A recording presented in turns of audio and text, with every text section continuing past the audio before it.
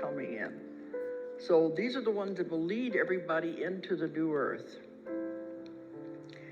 Now we are moving into the new earth. The earth is a living being. It is going into its next incarnation. It's going to do it regardless. It took it longer to do this, but it is evolving like people do. It's going into its next incarnation. So it doesn't care if we go with it or not. It just as soon we didn't go. We're like fleas on a dog. Look at what we do to the earth. But it is going to go. It's moving into another dimension. The vibrations and the frequencies of this planet are moving into the next dimension. And if we want to go with it, we have to change. We have to evolve. And our vibrations and frequencies also have to change to match it. But this is what we're talking about, the new earth, and separating and going into the new frequency. The first time in the history of the universe that an entire planet has changed its vibration and is moving into another dimension. Cases that never happened before. And all the ETs, all the beings, everybody are out there watching. They said, this is the greatest show on earth. Are we going to be able to do it? Are we going to be able to pull it off? It started about 2003, and we're at the height of it right now. People keep saying, when is it going to happen? When is it going to happen? You're in the middle of it now. And those of you who are aware of it know things are changing. You know the vibrations are different. Time is speeding up. You know something is going on.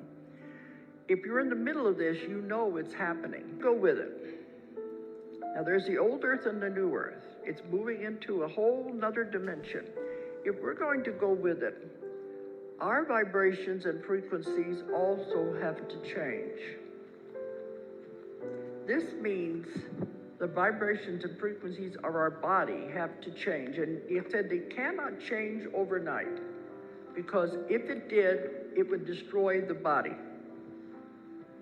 It has to happen gradually. It says we need to get thinner? So since 2003, our bodies have been changing. The frequencies and vibrations are speeding up in our own bodies as this moves. I just think of some other things I should have said back then, but you always think of things you should have said after the fact. Okay. You may be noticing changes in your body, and it's getting more frequent now. I think it keeps getting different all the time. But it started in 2003. Now, it'll be subtle at first. There are many symptoms you will experience. You probably have already been experiencing for the last several years. It doesn't all these symptoms don't occur at the same time. But you may have some for a few days, and then they taper off. Then maybe a month or so later, or a week or so, you get another set of symptoms. You go to the doctor doesn't say there's nothing wrong with you. Don't go to Of course, they're going to put you on a pill anyway. But it's because the frequencies are changing and our body is adjusting to it. And some of the symptoms that I've been told: high blood pressure, heart palpitations. This is a biggie. A lot of people are experiencing the irregular heartbeat. And they keep saying, don't worry about these things, because this is the body adjusting. And we have depression. Depression is a biggie. You'll go through a lot of that. And dizziness. Sometimes you'll go for several days being dizzy. But these things only last a few days, and then they fade. And then maybe a week or so you'll get another one. Headaches, joint aches and pains. Ringing in the ears is a big one, because that is the energy is being raised. And I have clients coming to me for that, and they'll say, just tell them, turn it down.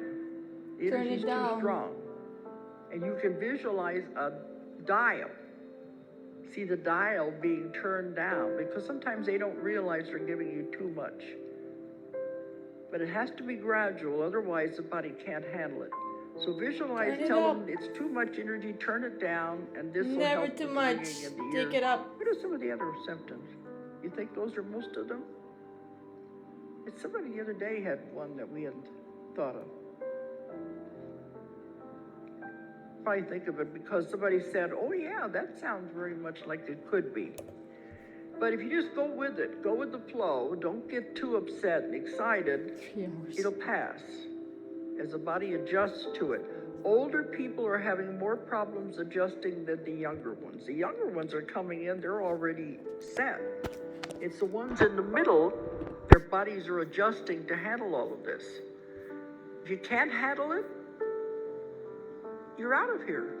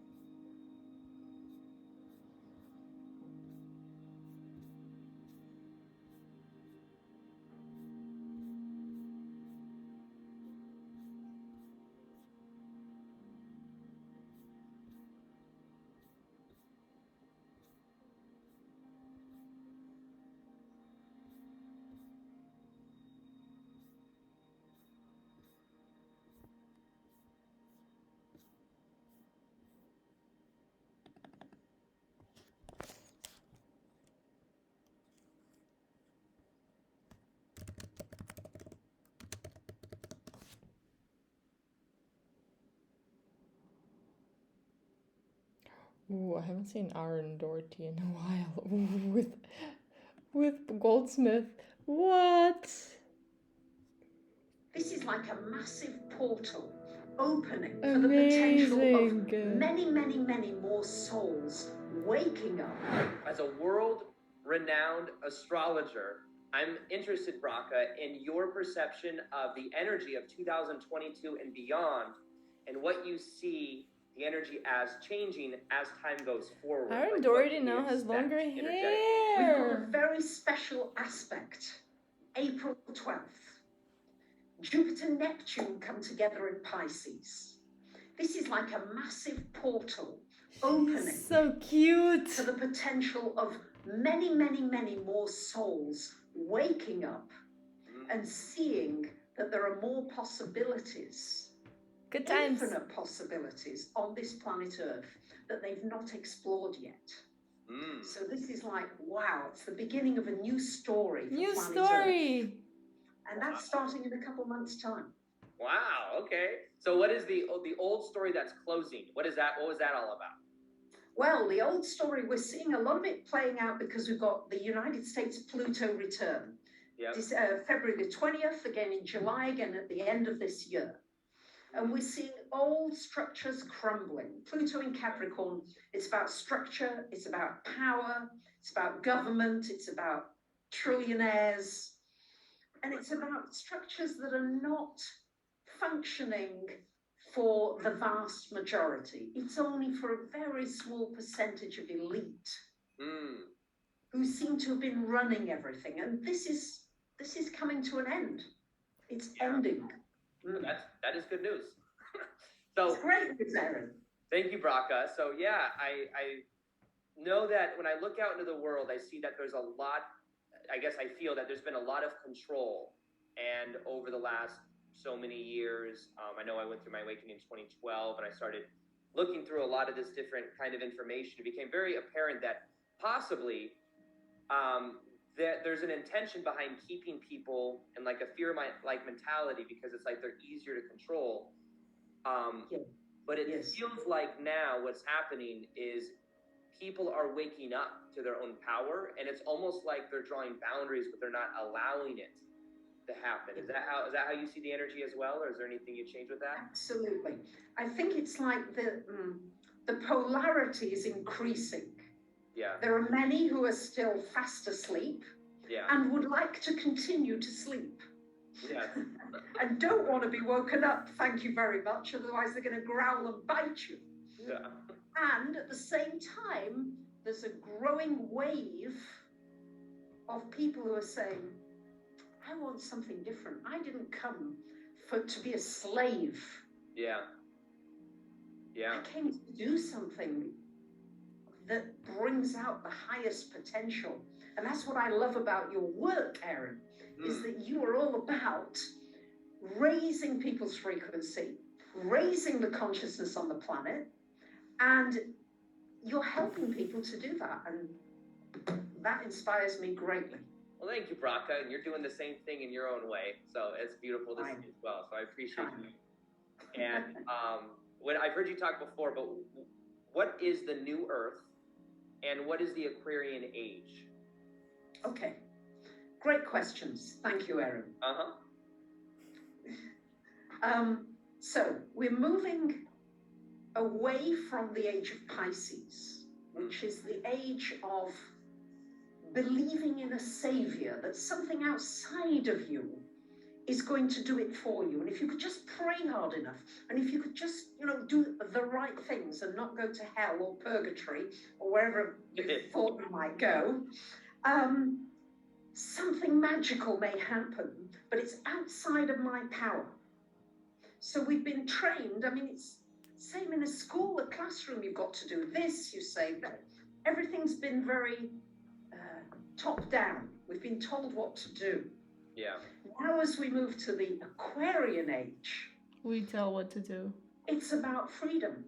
It's about living your unique fingerprint and bringing that out. That's why the work you do, you're helping each person to bring out their highest possible frequency, so that we can move to the new Earth, which will take us into technology that we can't even begin to dream of at this point.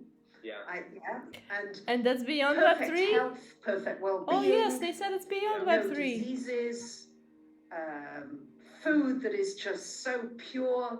Some may need food, some may not even need food. Right. Yeah, we're going to live on different vibrations. I feel you. And I love that.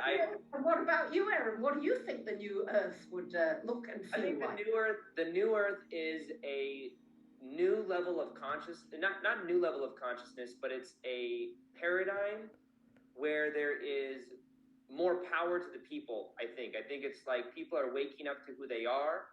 I think there's a new paradigm to where people are going to be doing what they're passionate about. I think a lot of people have been working 9-to-5 jobs they hate, and they've been in this little box. I know earlier we were talking about generally working and people 9-to-5 jobs. Like they're in boxes, Sounds terrifying. And I think that this new age is about people waking up and really living the life they came here to live. And it's a time of awakening. I think that we're all eternal spiritual beings living temporary human experiences, and people are waking up to that and then asking themselves, why am I here? And why am I settling for something that maybe I don't enjoy so much? And how can I create life on my own terms, and also create I agree with you as well. It's a time of community and connection. Yeah, because the power of a group intention is it's just phenomenal what we can Depends create on the with kind of maybe group just you're talking about. Scientists say just 10% Is the group of us coherent? Wow. can completely change this Earth, and I mean completely.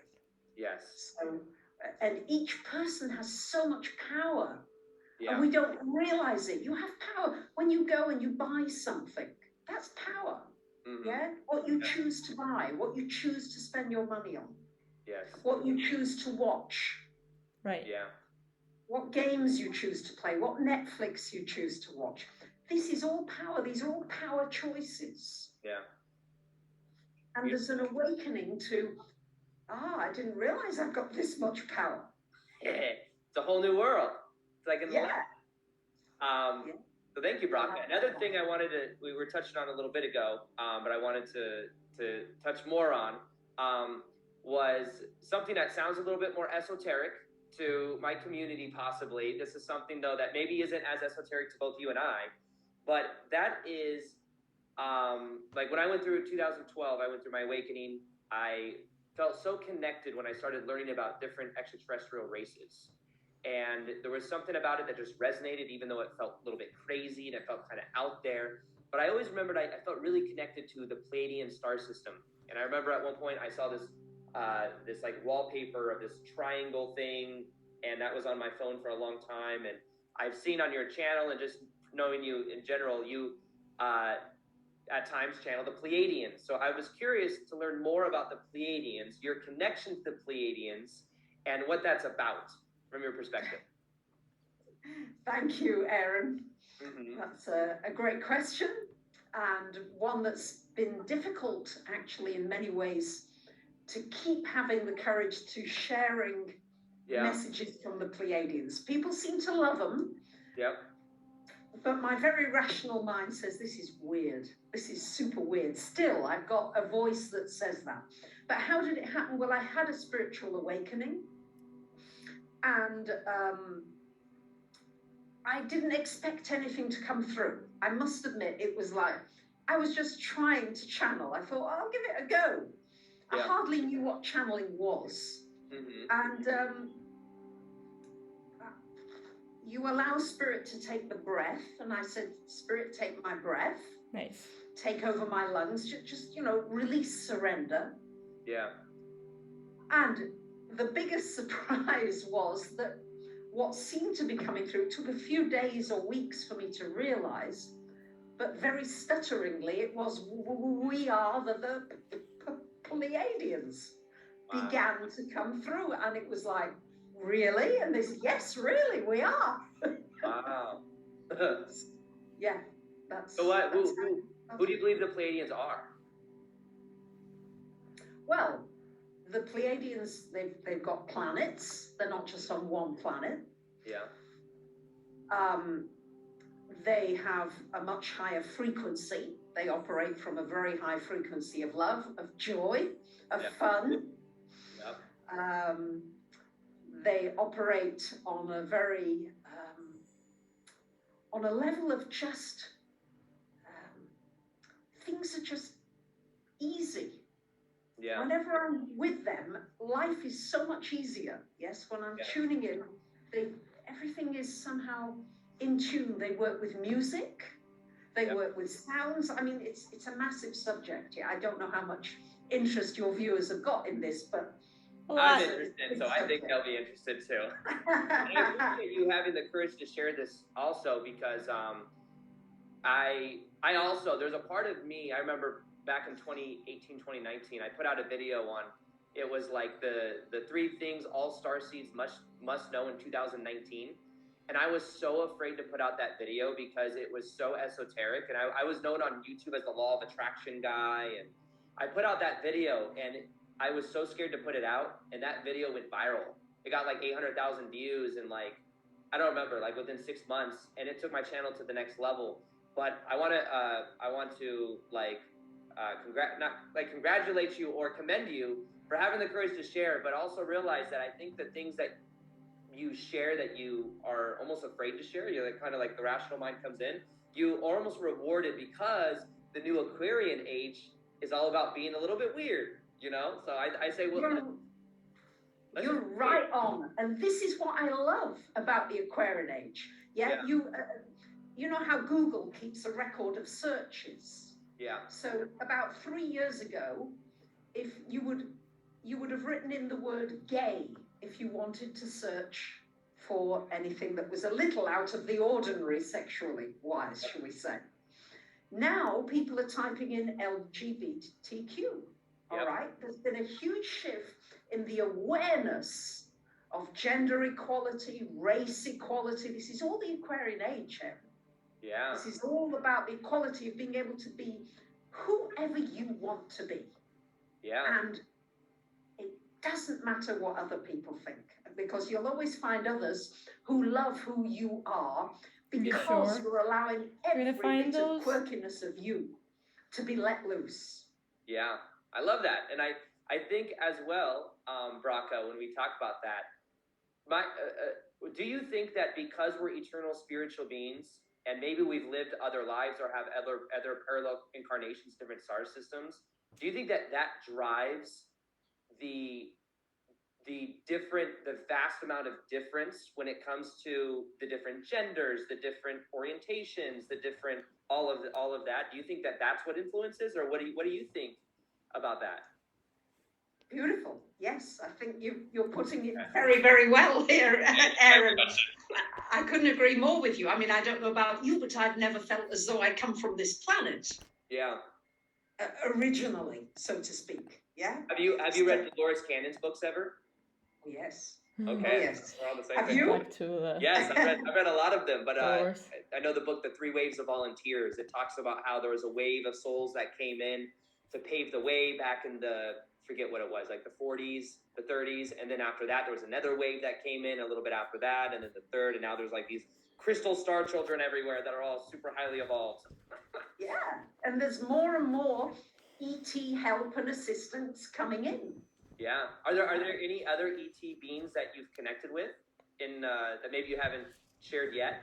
I have a couple too, so.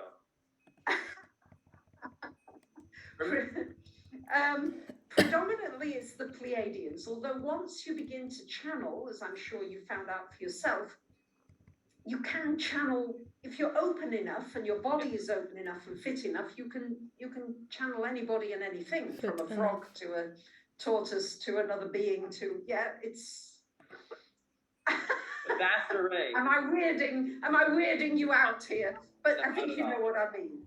Yeah, I know exactly what you mean. So yeah, so is there any specific other ET race, mainly the Pleiadians? It's mainly the Pleiadians, really, that just come in so easily. So that's really where the focus is right now, and they've always got something to say. So Yeah. they're never short of words, and so that seems to be where it is. What about you? What other races have you contacted? I feel a connection to the Arcturians. Right. And not only, it wasn't only because I was told that, I've been told that by other clairvoyant people and people that I've worked with before, but I've always felt this connection. I remember when I first went through my awakening in 2012, I used to see this certain color of blue was always around me. It was either in my room or around me, and I always felt this connection. And then I've had certain dreams and certain synchronicities that have kind of led to feeling connected to it. But the first one was always the Pleiadians, and more specifically dolphins and whales. When I was a kid, at like 4 or 5 years old, I was obsessed with these Weiland books. Weiland was an artist, or is an artist in California, and he paints these huge murals on the sides of like buildings and stuff. And from a young age, I was so fascinated with dolphins and whales, and I never understood why. And then my dad was also a Miami Dolphins fan for football because he's from Miami. So it was something that always was there. But then as I went through my awakening, I just started feeling even more of a connection to them. So I don't know. And then I found out later on through, I think it was Bashar. Do you know who Bashar is? Yes, of course. Nice. We know everyone. We're the Bashar, same, so like hearing the him same talk about sources. Dolphins and whales and how they're connected to the Sirius star constellation, I thought was just so like fascinating to me, you know? Wow, absolutely. Yeah. And that you obviously have a deep connection with them. Yes, well, thank you. Yeah. One thing I wanted to ask you as well that I thought we could touch on is, in general, for people's, I feel like people right now are feeling a big calling to find out their purpose, or to live with meaning, to live with their purpose. Does astrology show or prod in the direction of like what people's purpose could be or is? I know you've done thousands and thousands of astrology readings, so I wanted to ask you that as well. A few. Okay, it's a great question, Aaron. Astrology can show you potentials and possibilities. Yeah. It won't necessarily show you A, B, C, D, but it shows, these are certain talents that this person comes in with. Yeah. They may choose to develop them or not. And it's one of the reasons I've started to do a lot more webinars and teaching, so that I can give you the tools to work on your own chart. Whoa. And you find your own purpose for yourself, which is the Aquarian age. You empower yourself. Yeah. And I think that that's what you do in your work, is you really help people to find their power and their strength. And in that, they come alive and their vibration has to go up, doesn't it? Hey, exactly. Thank you, Raka. I love that. More artworks with crystals. One other question I had about astrology as well is the idea behind astrology that we choose our time of birth? Well, there are certainly some astrologers that would say that yes, you choose that time of birth, and it certainly is an imprint. Yeah. It's got possibilities. Although I have to confess, I've created other astrology charts for myself, and I've also had at different times in my life, I've had a few clients when they've had spiritual awakenings. We create a brand new chart from the time of that awakening. Right. It's like a different Wow. person Good- walked in. It's good like, point. Wow. I felt that. Walk in. I did something back. It's actually back in. I don't know if I've shared this that much on my channel, but back in 2012, before my awakening, about 6 or 7 months before that, I did something called dimethyltryptamine, so DMT, which was something I synchronistically met somebody that was connected to someone in Peru, and it was this whole thing. But anyways, after I did that, I was never really this. I felt like a completely different person. So I wonder if I were to know that exact time, if that would show something different, or just in general, the time I went through my awakening, I literally felt like a different person. Like, Yes. Yes, that's like what I have certain clients who say, well, I've got my birth chart, but I really want you to read in my walk-in chart. This is when I had a different, this is when I became a different person. What is your? I love that, and I love that you brought up walk-in, because I remember at a Bashar conference, actually, I asked Bashar about walk-ins, and because my question to him was about Eckhart Tolle, who, as I'm sure you know, Eckhart Tolle, The Power of Now. I asked, because his enlightenment experience was he was sucked through like a black vortex, and he was in so much pain, and then he came out, he was a new version of himself. So I asked Bashar about walk-ins, and he said that he was like a wanderer/walk-in. But what is a walk-in from your perspective? Or well, again, there are different definitions of it, as you know, Aaron. Yeah. And I've got clients who put it in different ways. Yeah.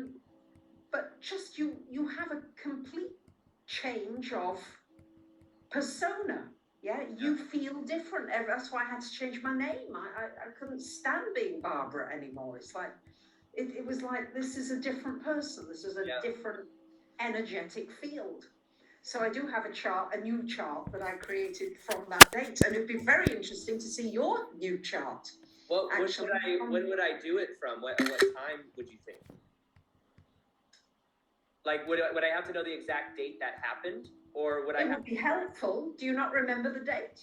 Not the exact date. I'm sure maybe I could. I don't know if I could even find out the exact date. I bet you could. I bet you could. Was there not one date or around a particular date where you just felt the most significant change? You knew something inside of you had changed forever. There was a couple times. I don't know if I know the exact dates, but there were times when I was meditating, when I was learning about meditation in 2012, where I felt completely different, and my whole life, like I felt like a completely different person. And I'd say on a scale of 1 to 10, my vibration, if it was normally about a 3 or a 4, with 1 feeling not great at all and 10 feeling amazing, and if I were to smoke or do something, I could feel a 5, but I'd drop right back down. I felt like I was at a 7 or an 8 after that, and it was like I felt high all the time. I stopped smoking cannabis. I stopped everything. I just felt so good that I didn't need anything else. Mm-hmm. And that was in like, I can kind of remember about the time period in 2012 that was. But yeah, I'm going to look more into that. Maybe I could go through some of my photos on my iPad and try to find out. That's cool. So, and somebody told me this too, that there was this astrology thing going around where my girlfriend was talking about how you can go on Instagram, I guess, and find out when it was created, the exact time, date, and year that your Instagram was created. And what she did is she read my chart, and she could see that my Instagram account, I could do certain things with my Instagram account because there was certain intention behind when it started, the exact time, date, and rising and all that. So it's kind of talking about what you mean, right? Yep. Absolutely. Yep. Just as you can choose a good date for getting married, a good date for launching a business or a product, a good date. Yeah, I mean, there are certain dates that have got a lot of energy that you're working with. Yeah. And that's why people choose dates, auspicious dates for important occasions. Wow. That's what the kings and queens used to do in history. They used to get the astrologer in and say, well, is this a good time to go to war? I mean, we wouldn't want to use it for those reasons, but there are certain times that are really positive times. Just as the astrology showed us in January 2020, Saturn-Pluto conjunction, January the 12th, it was obvious that that was going to be a very significant shift. And of course, Vigano for sure. I was talking about that in 2015. Yeah. When it comes to, I have a selfish question here, kind of.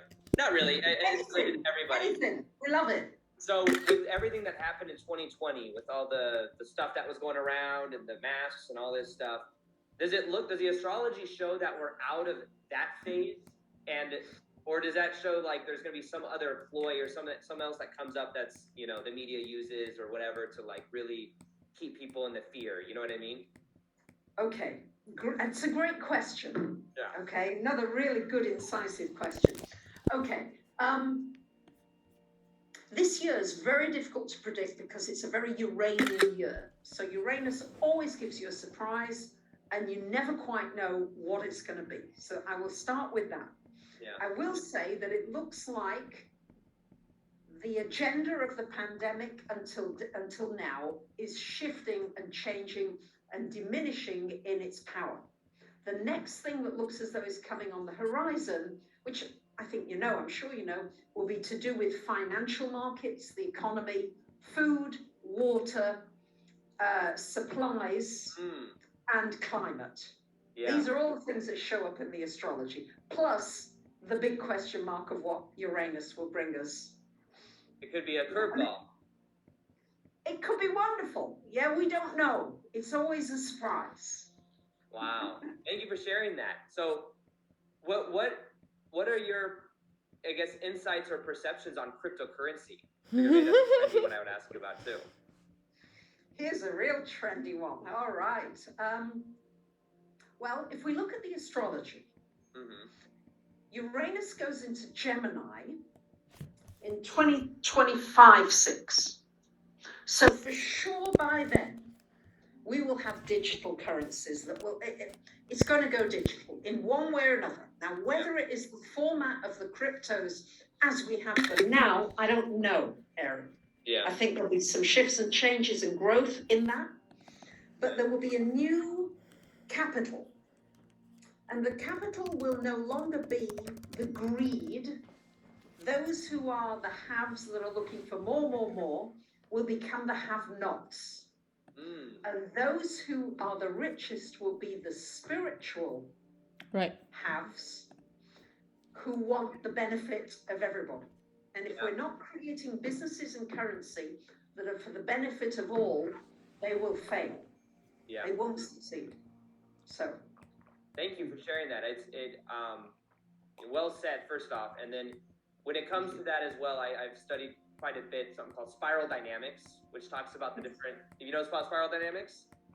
So we're moving into a higher level to where businesses now, unless they have more of a definitely very higher or a level good for all mentality, they just don't work. Like it's like it's falling apart, but it's literally, I believe, because there's a new energy here, or the energy is vibrating at a certain frequency where businesses have to adjust to that model. And certain businesses have maybe Apple or some certain companies in some ways have done that, and they're experiencing the Tesla, you know what I mean, the benefit of that. But it's interesting to see. So I'm glad that you said that, because it's something I've felt for a while, even my own business. I have to make sure that I'm really in integrity moving forward. You know what I mean? Absolutely. And we're going to have different, there's so much to talk about, Aaron. We're just skimming the surface here, aren't we? We are. But, all right, so Brock, another thing I wanted to ask you is about, just in general, I think a lot of people are probably listening to this, they may know of like their sun sign astrology, but what is your definition of the rising, the moon, and the sun, and how they all relate? So I also kind of want to know too, a little bit more about those. Okay. So, it depends whether you are coming from a traditional astrology viewpoint or whether you're coming from an esoteric soul astrology. So they're quite different. Okay. But just the general overview in traditional astrology, the sun is your identity, where you shine. So wherever the sun is in your chart is potentially where you're going to shine your brightest light. Yep. The moon in your chart is the emotional self. It's the child, it's the nurturing. This is why I'm doing the videos about the moon. Yeah. Because it's the part of the chart that can hold you back the most in terms of consciousness. It pulls you back into old patterns, old fears, old things, old traumas, things that you hold on to, that you're comfortable with. Which one is this? The moon. The moon, yeah. Yeah, it's your security. Remind me of your moon. I know your sun sign, but what's Gemini moon, Sagittarius sun, and Taurus rising. Taurus ascendant. Yes, that's Taurus this ascendant. nice, beautiful body. Okay, so yes, so let's look at you. So you shine as a Sagittarian by sharing wisdom, knowledge, inspiration, the fire energy. Yeah, that's where you shine. And you also shine because it's the arrow. And the challenge for a Sagittarius is to be able to shoot clearly the one arrow where you want to be and not scatter arrows all over the place. Yeah. You're gonna just, and that's what you've done. That's what you've been the example of. You really stay in there and you shoot that arrow until you're satisfied that it's landed where you wanted it to land. Okay, fantastic. So that's your sun. The moon, okay, so you've got the moon in Gemini, and if I remember rightly, I think your moon's in the second house, isn't it? Yeah. I think so. Yeah, you would know better. I feel I'm you. still learning about all those. Oh, well, I'm still learning, and I can tell you, you keep learning astrology. So What's based on that? The definition of an expert is that the more you know, more and more about less and less. Oh, So- yeah. The heart. The more you Look know, at the you realize heart. the more you know, you don't know Oh, anything. You know? God, yes. Okay, so yeah. So you've got this seventh house sun that reaches out to people. People love you, right? They just do.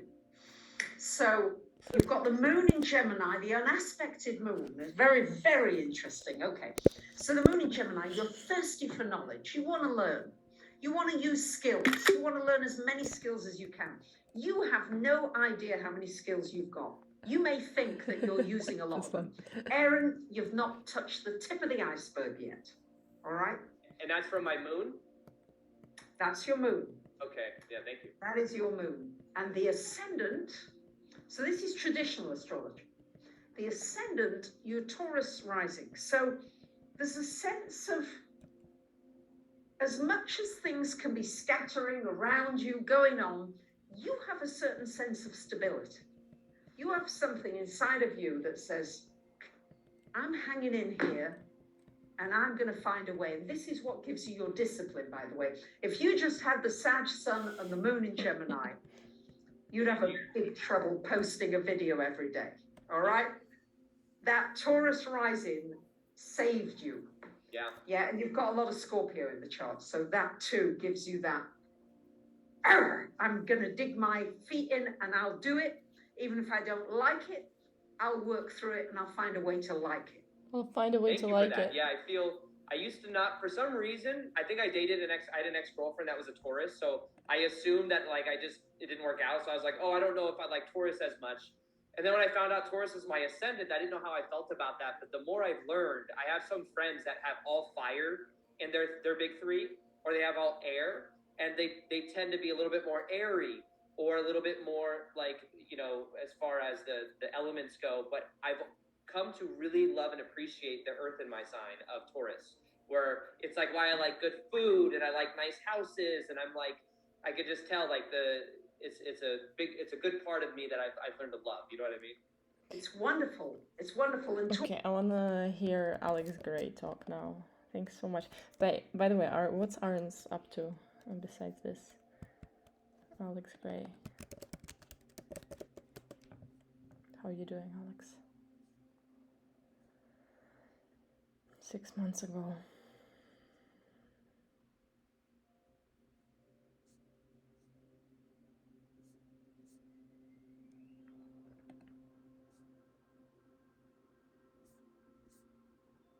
Hello, everyone, and welcome to the Cosm Podcast. I'm your host, Tyler James Berger. In this Tyler. episode, Alex Gray and I dive deep into the increasingly present mystery of aliens. What should we make of the recent news on UFOs? Where do DMT entities fit into the equation? How has Alex portrayed otherworldly creatures in his artwork? We discuss all of that and more. Prepare to be abducted into this episode on aliens and interdimensional beings with Alex Gray. So, Alex, a subject that is getting a lot of media attention right now is UFOs, or rather the new term, unidentified aerial phenomenon. This is thanks to recent footage leaked by Jeremy Corbell and George Knapp, footage by US Navy personnel showing what appears to be flying luminous pyramids. This comes on the back of Oh, I've other seen these authenticated before. footage of unidentified crafts capable of extremely bizarre maneuvers, such as high-speed right-angle turns, breaking the sound barrier without a sonic boom, and transmedium movement, meaning they can go directly into and out of water with seemingly no resistance. Now, this subject has been clearly of interest to you. One of your most famous works, The Cosmic Christ, shows multiple portrayals of aliens, UFOs, crop circles, and famous close come interest shows multiple portrayals. Come on, this work.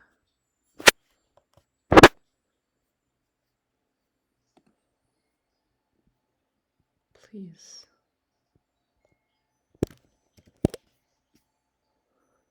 Fuck your NFTs. Look at this.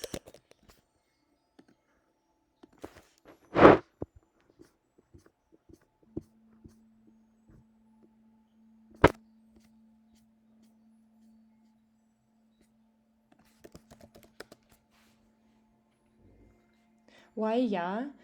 Because I don't want Goo to know what I'm searching for.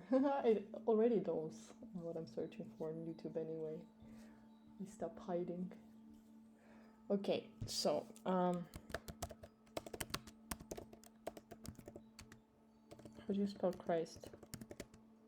Aquarian Age.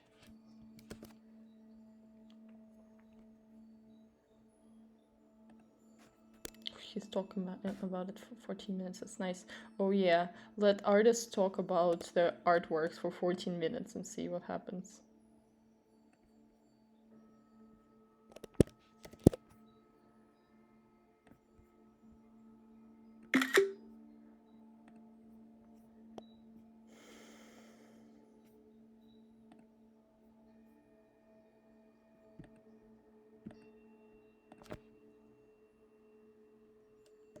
Gosh, Alex Gray.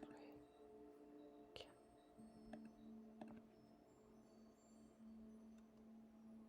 Too good. Too good.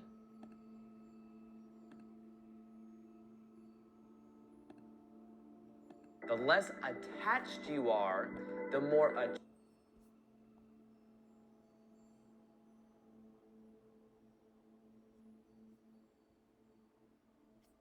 Why not giving a fuck so attractive? It's a good question. Let's listen. In this video, I'm going to show you how to detach from the outcome, how to stop caring what other people think about you, how to that start home, feeling Aaron? magnetic from That's the inside nice. out Invite simply me by in. learning the one thing I share with you in this video. Your hair Now, looks first cute. off, realize this. There's a book that I read.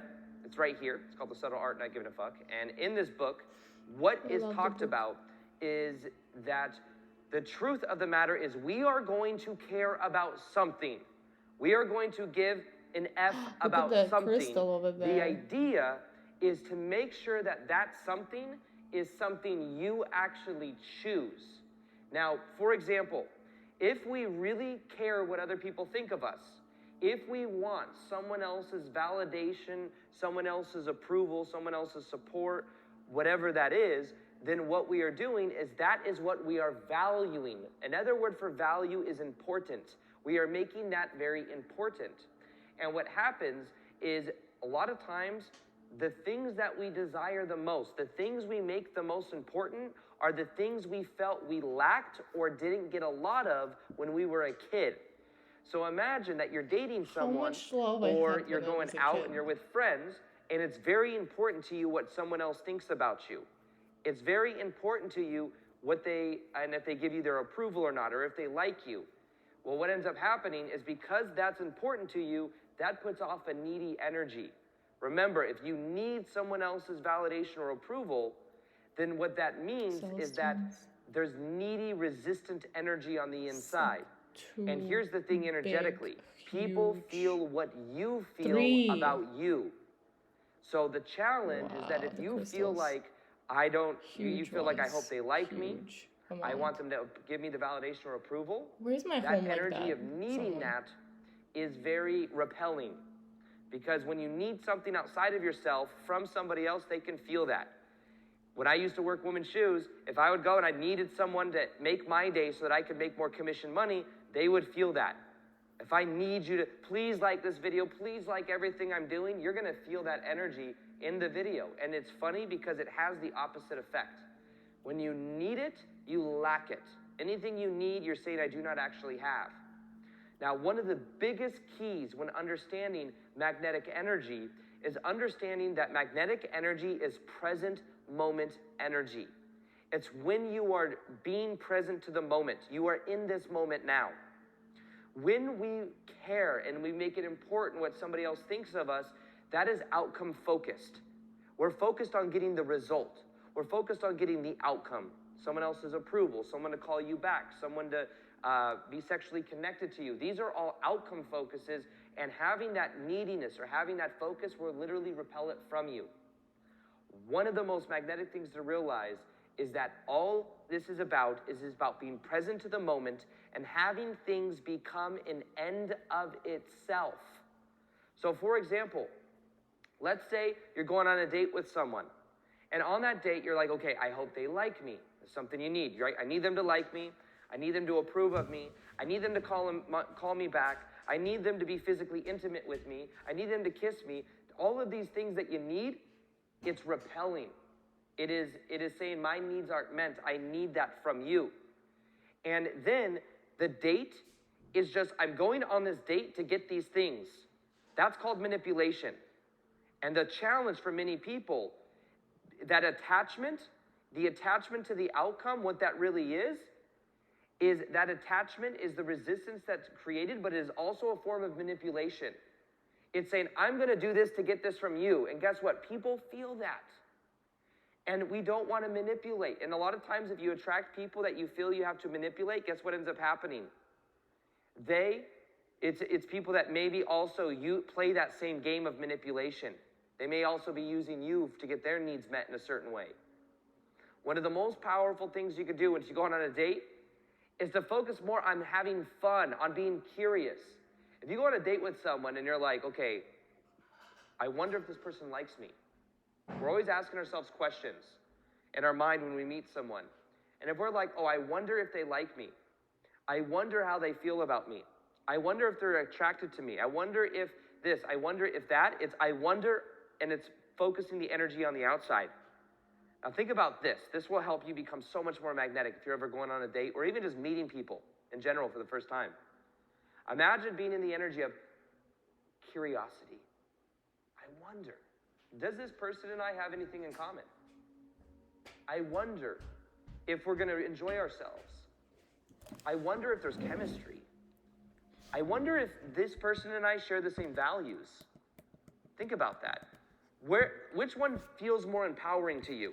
I wonder if they like me. I wonder if they're going to approve of me. I wonder if they're going to want to have sex. I wonder if this. I wonder if that. And that like, ooh, needy. You know when someone wants to have sex, you don't wonder. I'm curious if we're going to have a connection. I'm curious if there's polarity. I'm curious what their values You know are. when there's connection. Then it's coming from a center of gravity. And remember, magnetic energy is present moment energy. And I promise you, you have more fun. You're more present to the moment.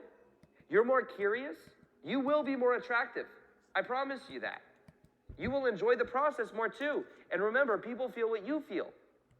So when I was selling women's shoes, if I was like going up to, hey, can I help you? Can I, and people, customers would feel that. If there were like 2 or 3 salespeople, because it was commission, they'd like all want a customer. The person that most needs it is not the person that the customer asks for help. It's the one that is the least attached. And I promise you, you being less attached to outcome, less attached to what other people think, will make you more magnetic than you can possibly imagine. But you have to start becoming more present. You have to start also looking at your own values. Now, the thing is in kids, like I was saying earlier, we value the things the most that we feel like we lacked when we were kids, the things that didn't meet our needs. And a lot of that is based, in my own experience, was based for me in an abandonment wound. I felt like mom and dad were physically not always there when I was growing up. And because of that, I started to wire in this belief about myself. I'm not worthy. There's something wrong with me. And what did end up happening too is I would then try to make everybody else happy. And think about that. Being a people pleaser is somebody that's pleasing other people, which means manipulating other people. I'm going to please you. I'm going to make you happy so that you give me in exchange the things I wasn't given growing up. Approval and validation. Is this how I can it's feel made? special and significant. If I can just add so much value on YouTube, then everyone, I hope, will just like me even more. I'll be even more indispensable.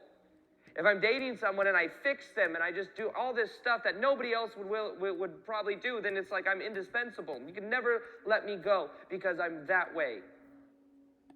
And the challenge with this is that we end up in the process of trying to get other people's validation, approval, pleasing them.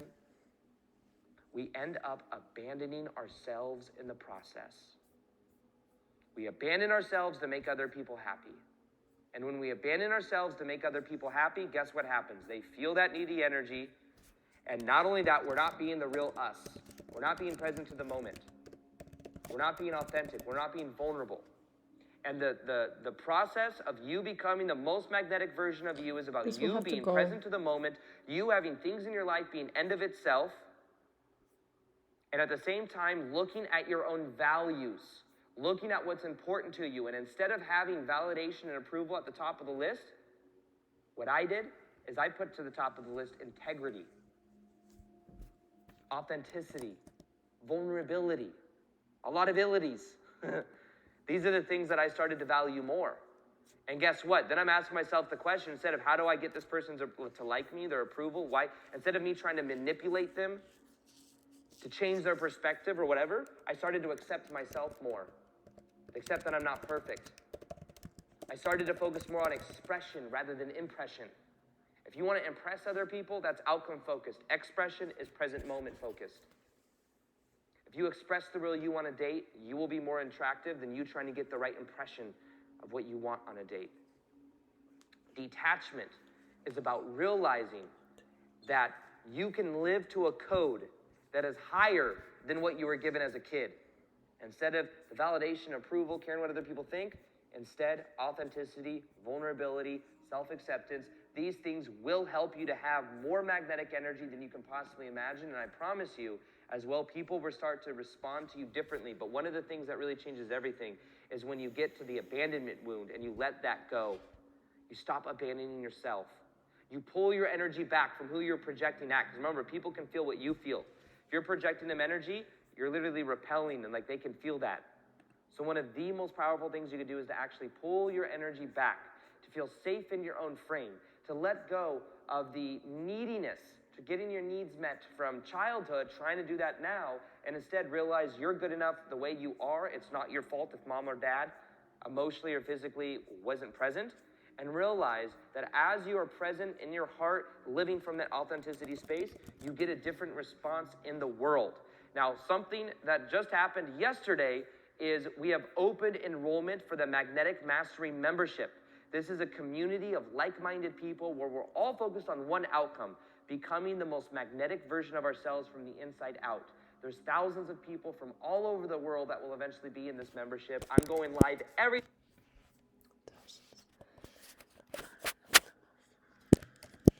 However many fans you got, so many. Decentralized iron.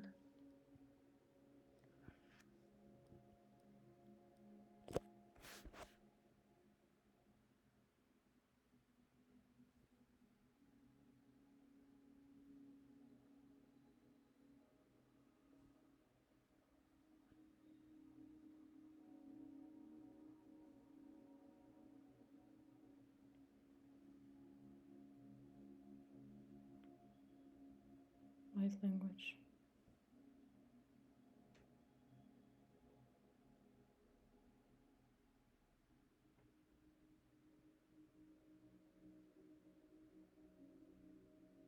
The sequencing is important.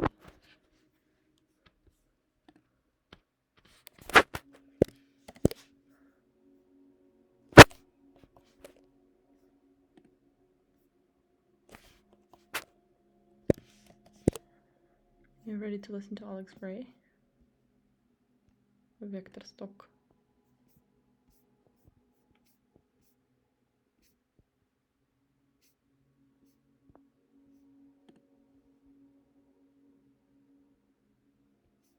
Stylized.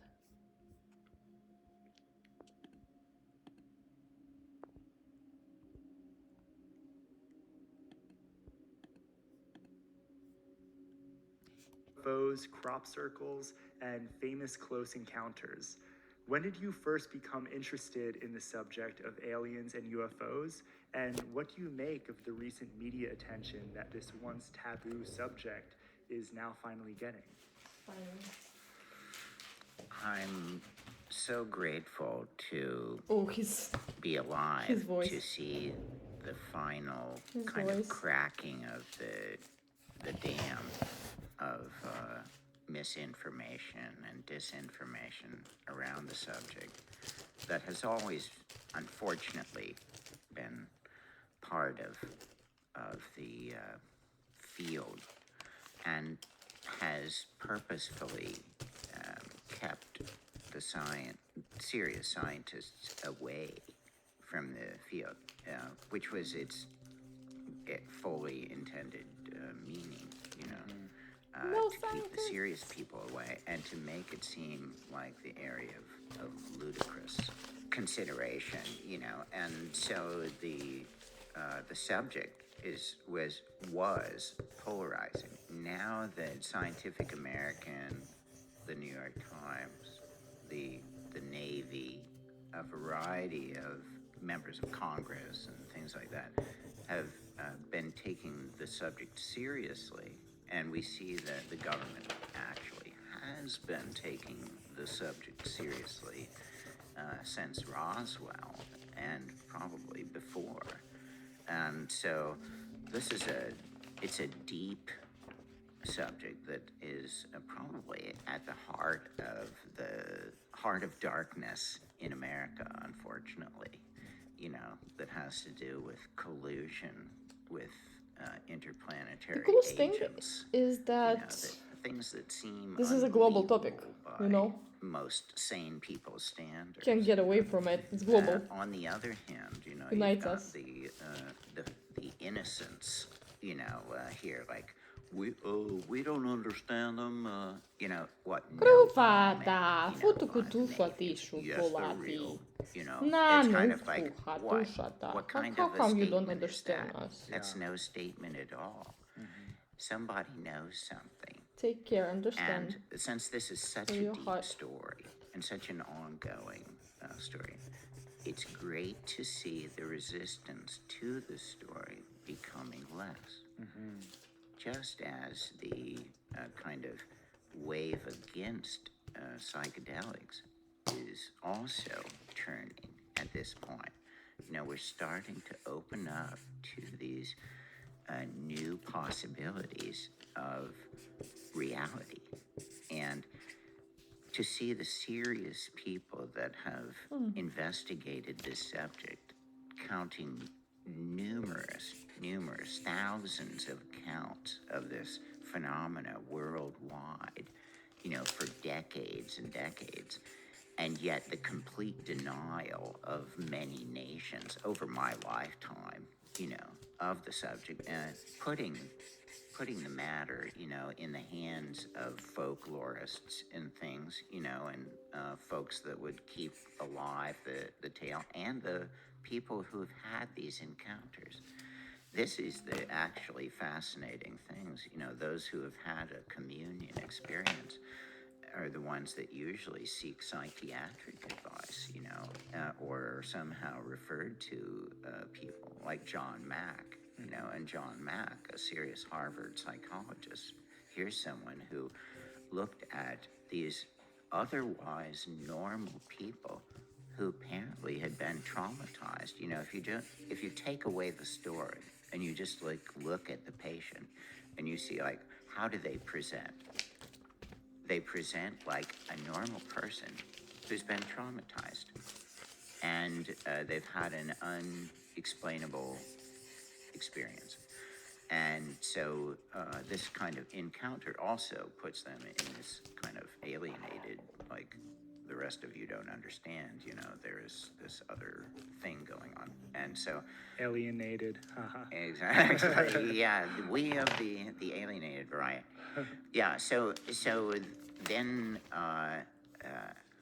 it's great that there is less marginalization around this subject and that we can speak of it openly now, Can that we? it isn't just a hush-hush subject. As that painting demonstrates, it's been of interest to me since I've seen, The Day the Earth Stood Still, Yeah, you've got a little Klaatu Verata Nikto there. That's, did you ever see The Day the Earth Stood Still? Totally, Isn't a that classic. Yeah.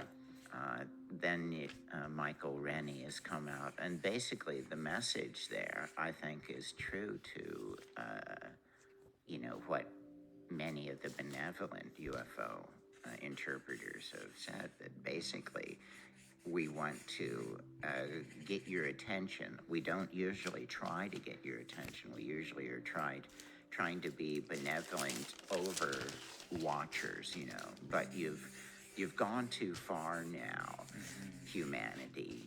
You've got these nuclear weapons, and those can destroy not just each other, like a club or a gun or a bomb or something like that. Now you're talking about the life web.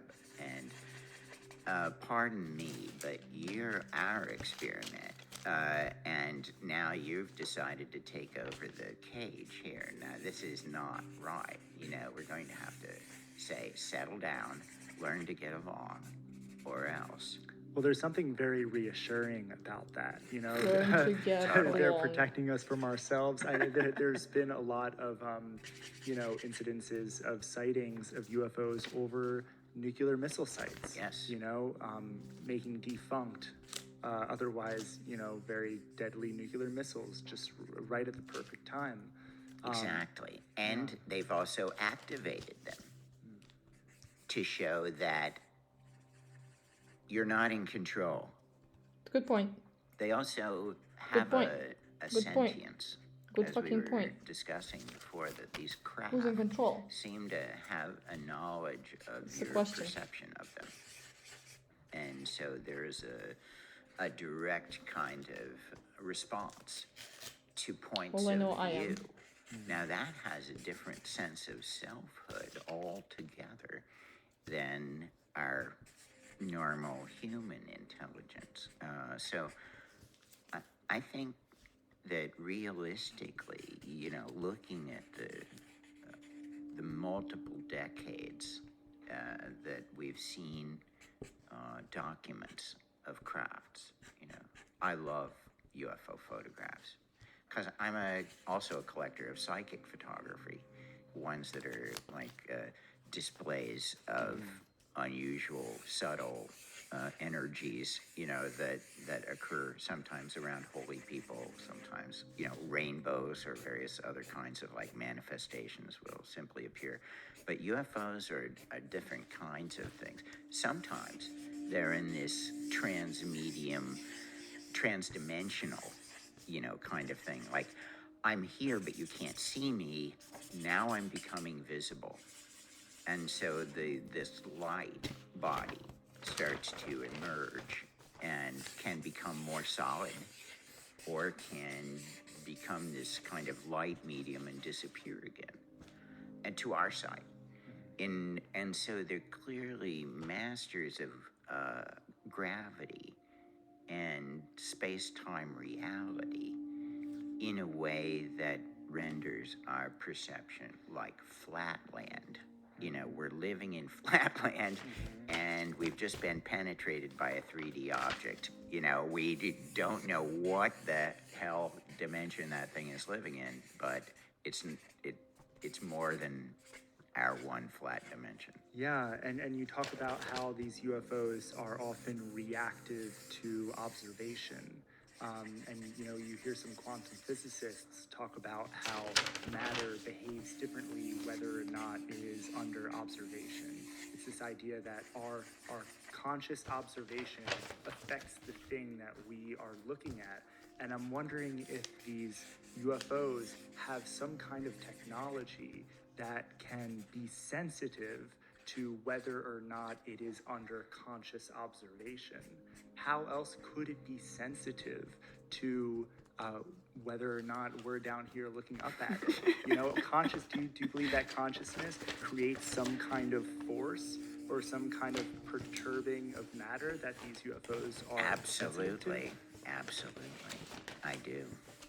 That in a way we do not understand, that dots are being connected between multiple objects in multiple dimensions, some of which are perceivable and some of which aren't, but they orient us, and many remain unconscious throughout our lives, but maybe they're like old hereditary wounds, or maybe they're like dreams that, that we've carried over lifetimes, that we're realizing.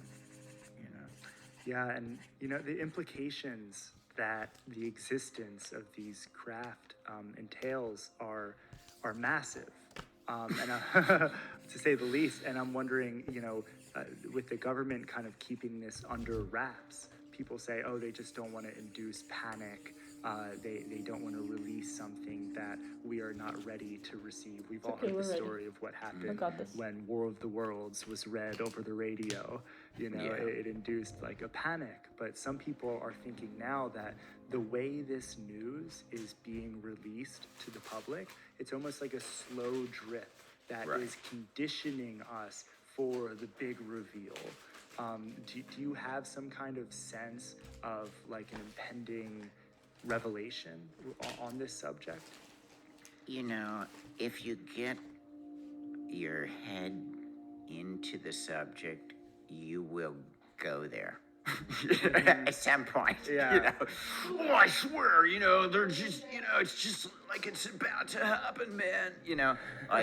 I've known that feeling since I did this painting 21 years ago. It's like I was Any feeling day that. now. It's like, oh man, it's like I'm not trying to make a precognitive painting. I'm telling you history, in this painting and stuff. And so it's like really gravity engineering. A lot of the interesting stuff in this painting, there wasn't really a whole internet so much, but there it is. Well, that's funny. And the bogies out the, what were they called?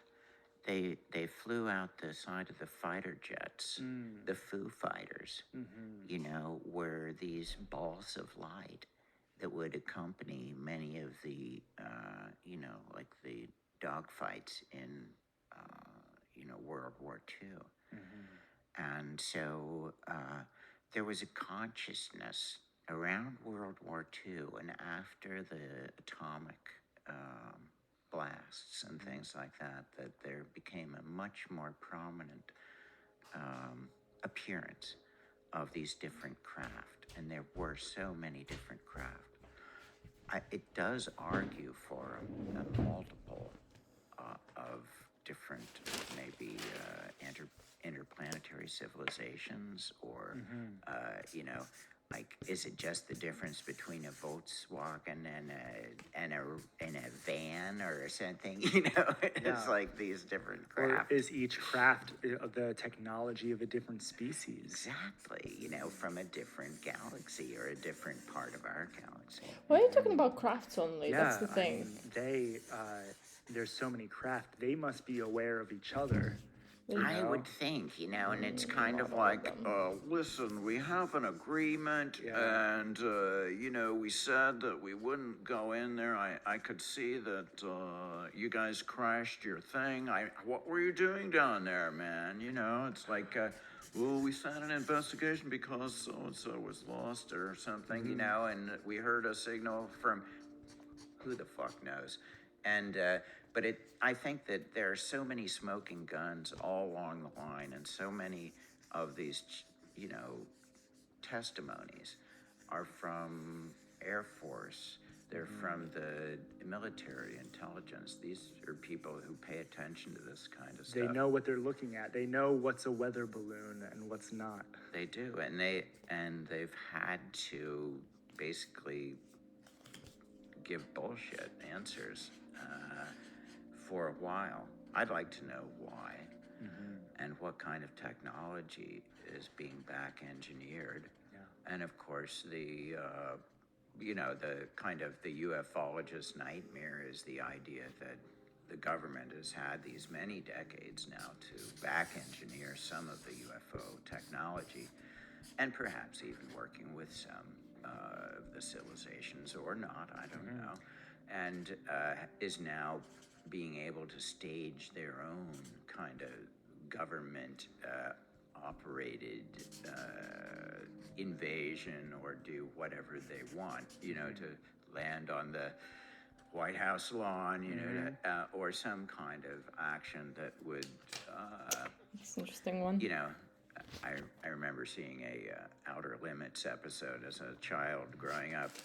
The idea was we have to get the world together. Like if we had an attack from some alien that was attacking humanity, wouldn't they bond together and say, hey, we have to unite as a world in order to fight this interplanetary, kind of threat. The Right? great other. Yeah, the great that other. would unite us. Exactly. And so that was the way that their kind of thinking went. And I don't know. Yeah, do you think it would unfold like that? What would the effect on the collective consciousness of our species be if aliens landed on the proverbial White House lawn? Well, supposedly, and then I guess Jeremy's movie, Phenomenon. I don't know whether he did that movie or not. At any rate, the movie Phenomenon recounts the. Did you see that? Yeah, I did. Okay. That's the one on Netflix. Yeah. Well, of course, they had a craft that landed, a being got out, and addressed. This was in Africa, and addressed a group of school children and the teachers and principal of the school.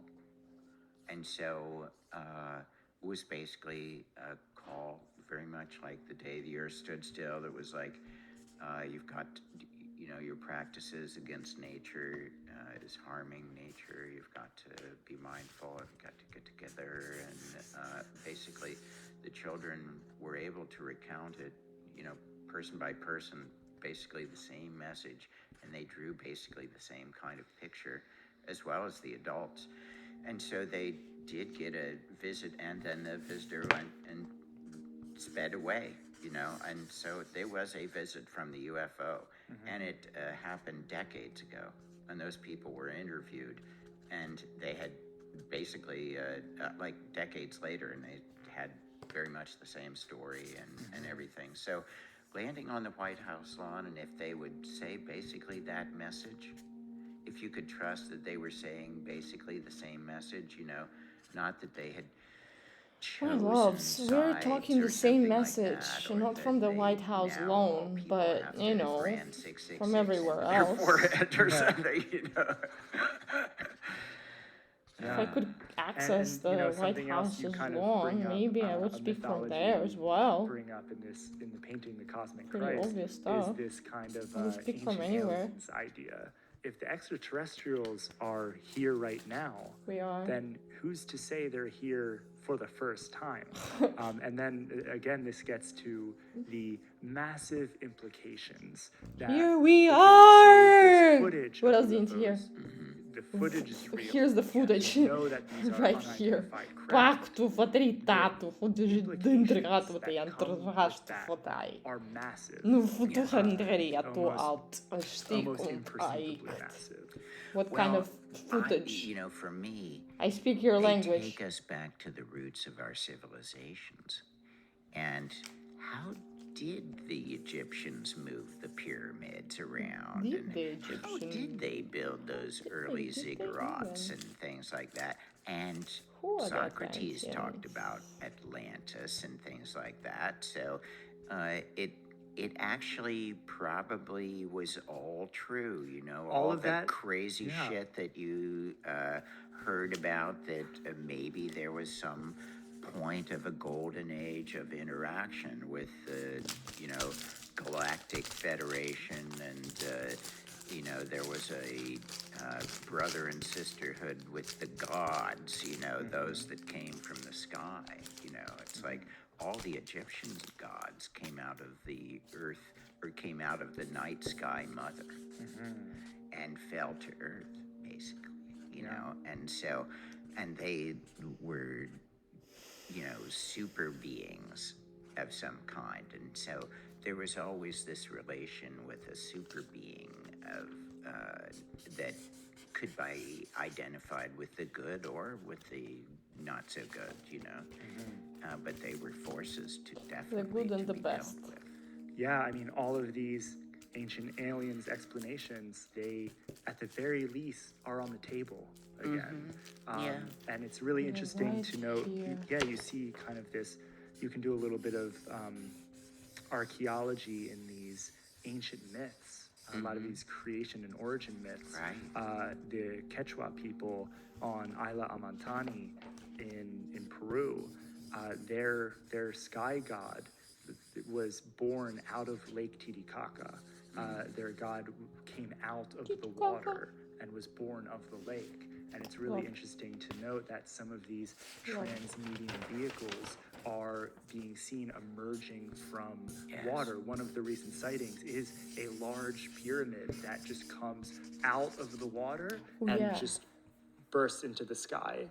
And to continue to see these parallels, it's really fascinating. You know, this phenomenon, it stretches backwards and forwards in time. Right, exactly. And if they were pyramids, you know, like, Uh-oh, you know, another it's interesting kind of little- like it really does connect one with the really the ancients, you know. And I mean, that is a we talk about it as a symbol, like one of the primary symbols. If you look at the three symbols of the circle, first of all, that's the symbol of spirit, you know, the circle. It's round, and it's the wholeness and oneness and everything like that. And then you've got the square. That's the material world. It's that you're blocked in, you know, you really have gravity, you know, you can build the architecture, you know, on the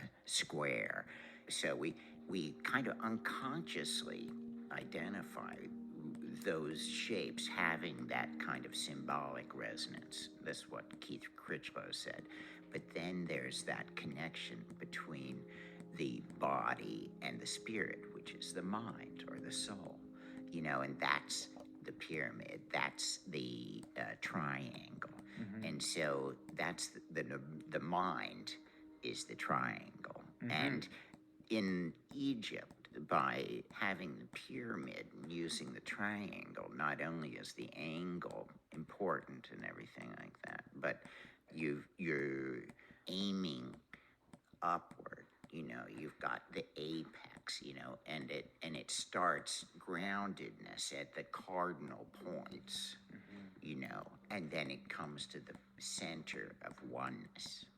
And so it's a beautiful kind of thing what I have really admired about their primary architecture. And, you know, the discussion of the interiors of the craft are also fascinating too, you know, because they talk about there being no buttons and no flashing lights or anything like that, that it, like on the outside, that it could look very much like on the inside of the actual craft, you know, and you're looking sometimes not so much through windows, but through this kind of lightweight material, which is, you know, harder than anything, but it's like paper, you know.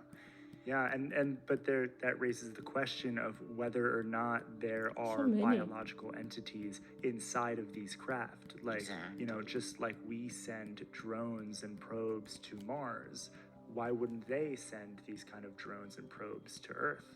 There may be ways that they had even grown stuff, you know, with earthbound things to appear, you know, in the material world, you know, just as, you know, for the convenience of dealing with humans and things. Yeah, totally. And, you know, Terence McKenna talked about how these aliens are can listen to just Terence McKenna after. masquerading as UFOs to hide the complete bizarreness of what they really are. and that brings Well, up John Mack talked about how the similar they were to the DMT experiences, and Rick Strassman then has also pointed out how DMT journeys oftentimes would, you know, they would break into this kind of alien territory and stuff, and quite often were confronted with the beings that were in that dimension, and it sounded very much like John Mack's confrontations with these, you know, communion beings and things like that. So DMT, I think, is part of the story of reality, you know, that we don't understand yet, you know, and yet because, I mean, I think that we're literally tripping all the time. Yeah. That DMT is somehow it's the drug of the imagination. We hallucinate our reality into being. Exactly. Yeah. And it takes that kind of hallucinatory faculty to throw, you know, light waves coming in to our brains, you know, into an intelligent order that we project then outside as this natural order. Yeah, and this brings up a really kind of interesting intersection between modern kind of mainstream ufology and psychedelic philosophy. You know, we often speak of the aliens that one meets under the influence of a substance such as DMT or ayahuasca. Terence McKenna thought of these as the real aliens, you know, that the inevitable consequence of biological evolution is for sentience to separate from the shackles of the material world and come to inhabit the higher immaterial dimensions. There's a good case for this because when one smokes DMT, you're likely to encounter these entities. There's repeatable proof. These self-transforming elf machines made of language, as Terence described Afro-Slavic, them. But the recent Afro-Metaslavs, authenticated the coast. reports of UFOs points to the existence of physical metallic crafts moving through 3D Euclidean space. These are not interdimensional beings only to be encountered in expanded states of consciousness. These beings are detectable with radar and photography. What do you make of this? Are aliens interdimensional beings inhabiting psychedelic cyberspace, or are they physical beings navigating material reality? Yes. That would be my short answer. Yeah. Why would a sufficiently advanced extraterrestrial species feel the need to travel through material space? And why do these DMT aliens, why don't they seem to manifest in material space? What could the I would benefit argue be to that one? they are, you know, and that's what the job of visionary art is. We've encountered these beings, and perhaps we're consorting with these beings, and in some way conspiring with these beings. It's kind of angelology. Who's to say that they're not like the angels of times past? Amazing. You know, that any kind of valid visionary tradition is probably dealing with a visionary entity of some kind, and is probably, whether they know it or not, they're being a medium for something beyond them. And one can only pray and aim at the higher dimensions, you know, to be at the service of. Yeah, I just wonder, the entities we encounter on DMT, these angels, are they the same beings that these aliens inside of the physical craft would see if they smoked DMT? You know, or Well, do they perhaps exist separately? They don't have the body to smoke it, they maybe. might be the same being. Who knows? You know, some probably have had kind of classic alien encounters. I've heard descriptions by DMT users who have described, you know, like kind of after that third or fourth toke, you know, basically like being waking up and being surrounded by Little green men. basically that were saying, "Oh, welcome, welcome," and are you ready to go on our magical, you know, like outing, you know, Yeah. and to be shot into space here, you know, and they could see that they were in a contraption and ready to be flung or ejected into a totally other dimension, and basically it terrified him.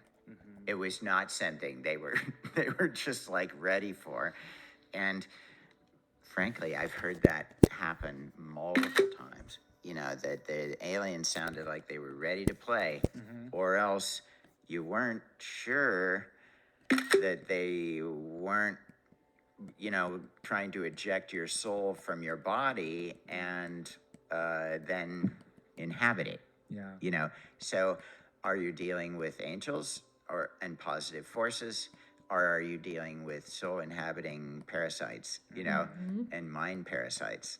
And you just think that you're Good on a question, love trip, Alex. you know, but you could be on a heavy and ill, mentally ill trip, you know. So encounters with angels, you're starting into the psychic and psycho territory, you know. There's some people would be comfortable talking about it. You know, John Mack was Ukraiński comfortable pisanok. talking about, you know, he was a psychiatrist, you know, and he talked about Słoneczko. these poor people who'd had alien encounters as having been traumatized and things, you know, so he made them Jarilo more słońce. human. Bez L. But the idea of an alien encounter, now whether it's in the DMT space, which we absolutely don't know what that is, what is that? You know, it seems to be a collective space, but not all the time.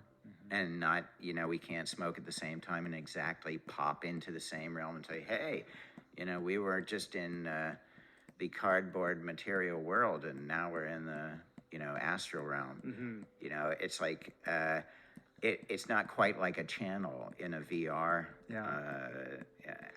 headset yet. It's you know? personal Yet, and I transpersonal. don't know about yet. Yes. In some strange way. You know, we can't It's meet simply each other not. in DMT space and give each other a high five, but that that it? space Is we it really both it? go into shares the a end. remarkable amount of similarity. Remarkable similarity, and I think that's the other proof that visionary art provides. You know, it's like at no other time do we have any kind of transcription of this realm, except in the world's sacred art, and we see it reflected in the psychedelic cultures, and we see it, you know, like, and what is it? So there are recurring motifs, and I think that the mysterious beings, Look, same aliens symbols. / What a angels, surprise. question mark, who are they? They're obviously forces of intelligence greater than ours. They're forces of higher intelligence. And so you wish to listen to their wise counsel, you know, and to adopt a stance of Same openness symbols. Telling you. and sincere inquiry, and an openness to hearing the story. I'd like to hear the story from the government. Why has this information been suppressed? What have you guys been doing at can Area handle it. Tell 51? us. Please tell us. We just like to know what's going on. Is there an interdimensional extravaganza Disneyland going on somewhere on Earth and we just don't know about it? You know, is Men in Black real? Or all these various kinds of playful and fun ideas actually? Well, folks, what can I say? All that crazy shit that you've been seeing for years, you know, we've actually been leaking that. This is you know, Spielberg, he was working for us, basically. And, you know, Close Encounters, it's more or less what's happened, you know? And so basically we're kind of working together. What can I say? And now they feel it's important that we make it, that you know about it now, and So here we are. So here we are, and look, it's not our administration. We're the ones that telling you this. Yeah. It's not like we wanted to tell this. Yeah. So now things are changing. Now you're hearing the real story, and now we'll pull out the X-Files and we'll share the multiple dimensions of reality. It's complex, folks, Right. but stand by. Yeah, but now you can Google it.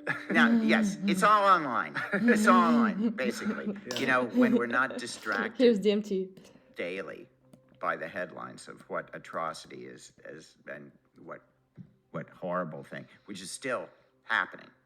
But if you look at this Oh, beautiful it's good times. beautiful thing that's unfolding, which is perhaps a complete rewrite of the history of humanity and the roots of civilization, and if UFOs, unidentified aerial devices, ovnis, whatever you want to call them, these beings, have something important to say, please let us listen. Yep. Please let us hear. Päädidaktu Please let us futati understand lutushutu what is futakadi unfolding hati. in this Sudati brief krianto time that we a have left futakatri here on Earth. hati. With acceptance rather than aggression. Krakuta and that's the tritaito. uh, worry that, Shitai just amfuhai. like the Lai data stood kadrovaita. still, Lahi we naputai. don't have a good Hai. track record for always being peaceful in the face of the unknown. No, I mean, look, if we could work together. I mean, my greatest hope would be that the greatest intelligence of the universe, those planets who Who's on the had other side? survived an industrial phase and who had become technological and not destroyed themselves. Yep. If we could get the wise counsel of surviving interplanetary civilizations, it. and they could say, hey folks, here's how we did it. Here's a technology to Pretty much clean it. up the poison that you've put in your environment. This is terrible. This is going to cause damage to everything. So clean this stuff up. And stop doing this, but use these instead of internal combustion engines. Stop with the oil. It's been a delay, no I'm more afraid, oil. by forces that are dark, forces that would rather make money than to share technology that would help to heal the environmental damage, before it's been done so terribly. Yeah. But we hope that these are all forces of awakening to greater cosmic connection, and that we see It's our so nice. way Look at these through circles. the tight place, that we somehow miraculously Amazing. work with the forces that You remember? wish I remember for the really good well. for us, It that was we nice. work with the It was benevolent and pre-Atlantis. the positive and the loving forces that wish for nature to survive, that wish for humanity to survive, and to find an The outfit, eco-sustainability with the web of nature, and to eventually become cosmic brothers and sisters. Join the Federation. Exactly. Yeah, and I often wonder if they're kind of keeping backstage and kind of keeping out of our way because they want to see us try to figure it out on our own. They're kind of giving us the learning opportunity, because we know you only really learn something when you learn it. It's for in your yourself. hands. Yeah. You learn that you're responsible. Yeah. So you see where you're responsible, and it's rather obvious. It's rather obvious that we are responsible. And so but perhaps it's like, obviously, you're responsible, but you're not stopping. So this is what you call a cosmic intervention, because we love you guys, and we put in a lot of work here, okay? So Don't squander listen your up. potential. So shut up and listen. And I wish for something like that. And here's what we're going to do. We're going to shut down this. We're going to give you some of these, which they've been holding back at Area 51. I don't know why, but now we're going to make them available to everyone for free. and you can power your this, your that, and this is a new age.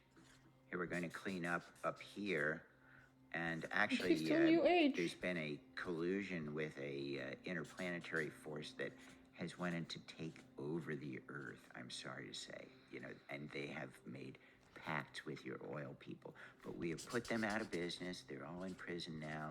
They're sent back to their intergalactic reptilian hell, and we're going to have a new age. There's a really fun hypothetical question that I've been looking forward to asking you. So say the aliens touch down, and the only way to communicate with them is through the creative arts. Humanity needs to elect one artist to communicate with the aliens on behalf what a of question. humanity. And the artist that is elected as our representative This is very is nice. Alex Gray. But you can only show the aliens one single painting, one painting that gives the aliens the best idea of what humanity is all about. Which painting do you show them? Good question. Well, I guess my immediate response and what I saw was Oversoul, Now, that would take some of the anthropomorphic qualities and fuse them with both a interdimensional kind of the river of flaming eyes, that is a grid, I suppose, a template, a spiritual template for that personality fusing with the surrounding galaxy. That it's the quest of the human species to realize their cosmic nature. And so that sense of cosmic consciousness, that is our possibility, is our little flower, the soul, the world soul blossoms forth, in this kind of galactic wonder, and openness to the possibility of becoming one with the universe. And so the potential is there, even literally, in the future, that we can connect with that higher intelligence, and that we all are, and that we inherently are. And so I suppose it would orient toward that human message. On the other hand, if it went to something like the universal mind lettuce, then that might be something that's a non-representational, non-anthropomorphic, but more universal kind of level of This in person kind of is soul stuff.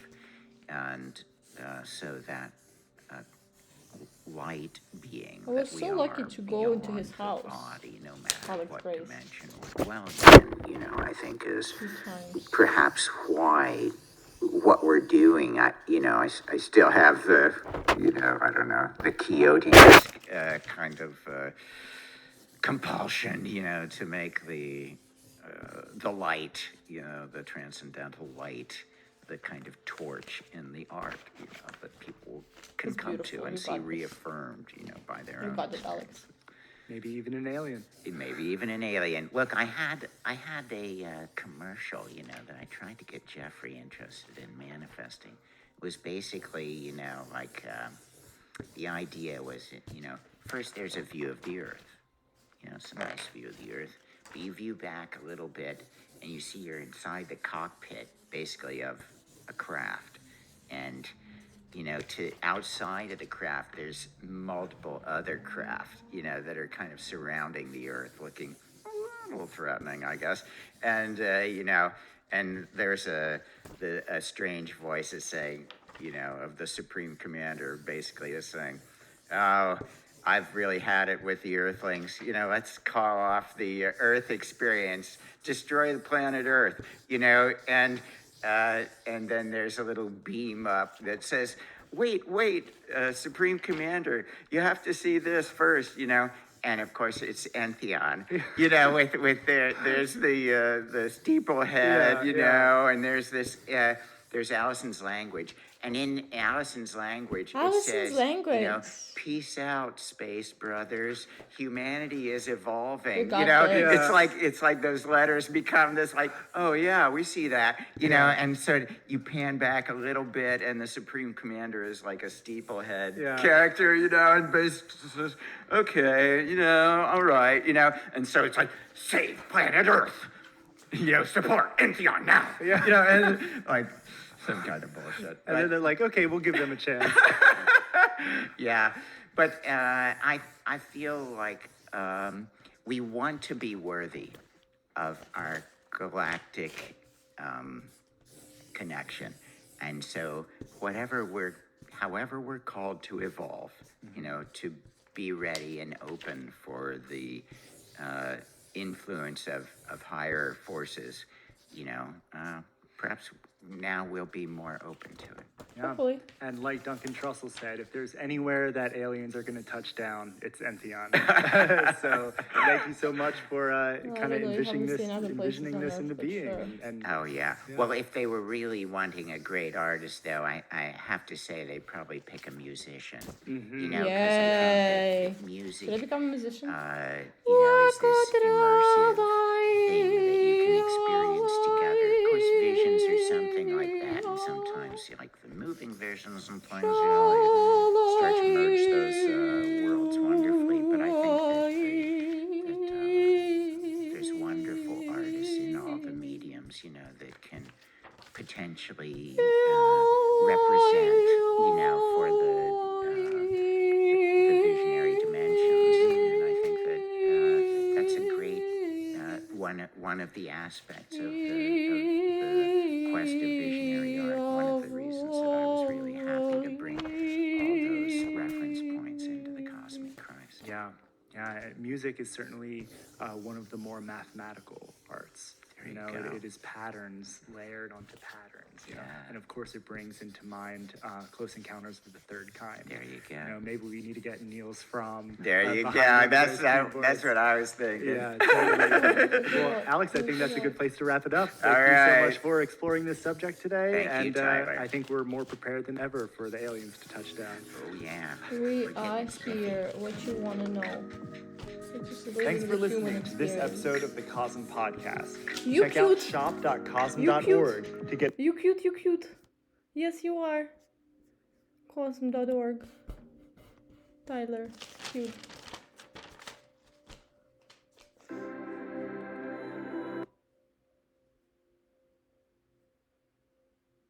Oh, it's a full moon ceremony community. Fun times.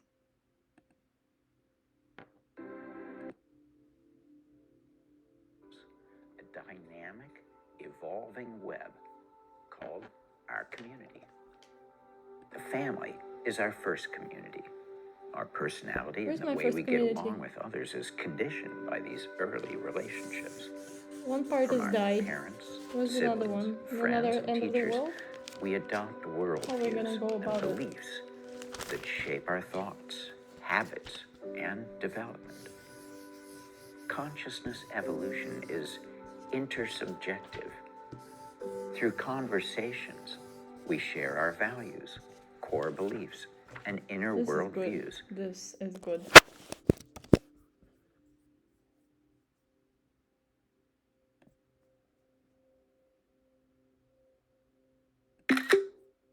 To discover better ways of being.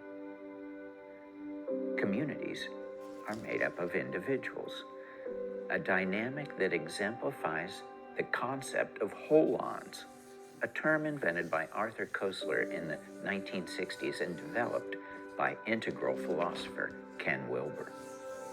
A holon is something that has integrity and identity unto itself, while simultaneously being part of a larger system, a subsystem of a greater system, anything that's both a whole and a part of a greater whole.